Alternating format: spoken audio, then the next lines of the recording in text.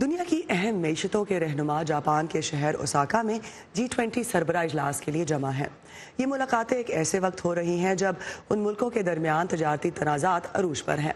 सदर ट्रंप ने चीन को 300 अरब डॉलर की मसनूआत पर इजाफी टैक्स आयद करने के लिए 6 माह की मोहलत देने से इनकार कर दिया है। दोनों मुल्कों के दरमियान अब तक कोई तजारती मुआहिदा भी तय नहीं पा सका।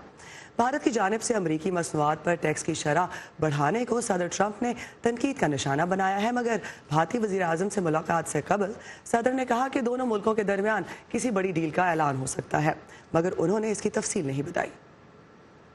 G20 सरबराह इजलास के मौके पर रूस, भारत और चीन की क़यादत ने माशी ताउन बढ़ाने पर जोर दिया है।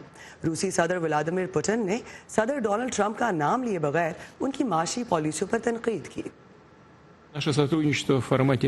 रूस, चीन और भारत के दरमियान ताउन मुनसिफाना और मल्टीपोलर दुनिया के क़याम के लिए मिसाल बन सकता है, जहां अपनी मईशतों को दूसरों के लिए बंद करने, यकतरफा इक़दामात उठाने और गैर कानूनी पाबंदियां लगाने को मुस्तरद किया जाता है।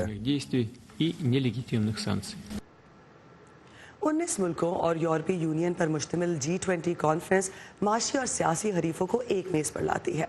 उनके दरमियान ताउन आलमी मीशत के इस्तेहकाम और अमन के लिए इंतहाई ज़रूरी है और तजारती जंग दूसरे मुल्कों को भी मुतासिर करती है। 2018 में इस इश्तराक में शामिल मुल्कों की मजमूई पैदावार दुनिया की कुल GDP का 85% हिस्सा थी। आलमी इन्वेस्टमेंट में 80% उनका हिस्सा है। दुनिया की 75% तजारत G20 के रुकन मुल्कों में हो रही है।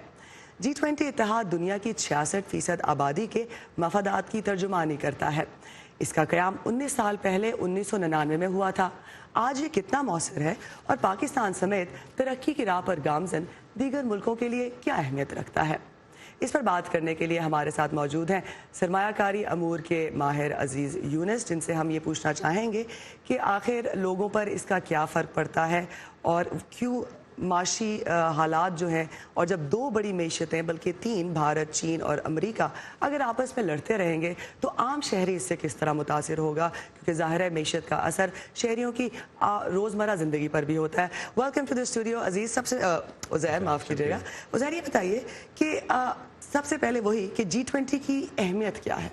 G20 की अहमियत ये है कि एक बड़ा ब्लॉक है जिसमें इनिशली 1999 में जब ये बना था तो उसका मकसद था कि दुनिया में जो फाइनेंशियल क्राइसिस होते हैं उससे बचाना। लेकिन अगले चंद सालों के बाद जो है ये एक बैनुल-अक़वामी कोऑपरेशन का एक वेन्यू बन चुका है, जहाँ बड़ी मईशतें एक साथ बैठकर बड़े मसाइल के ऊपर फोकस करती हैं, जिसमें तिजारत भी और जिसमें क्लाइमेट चेंज जैसे मामलात पर भी गुफ्तगू की जाती है।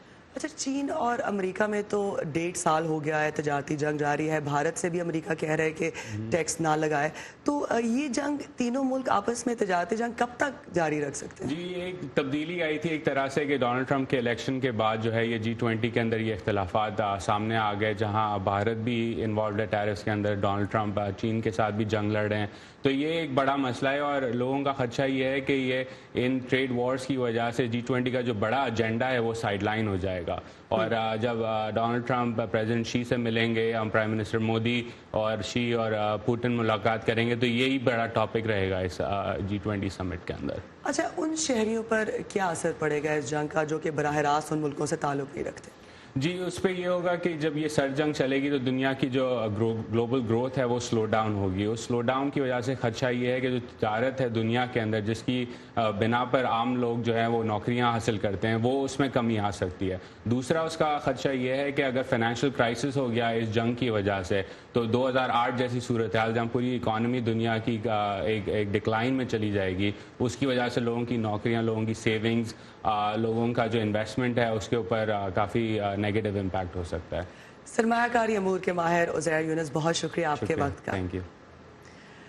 G20 के मौके पर उम्मीद की जा रही है कि कॉन्फ्रेंस की साइड लाइन्स पर सदर ट्रंप वाशिंगटन और तेहरान के दरमियान जारी तनाव पर भी आलमी रहनुमाओं से बातचीत करेंगे।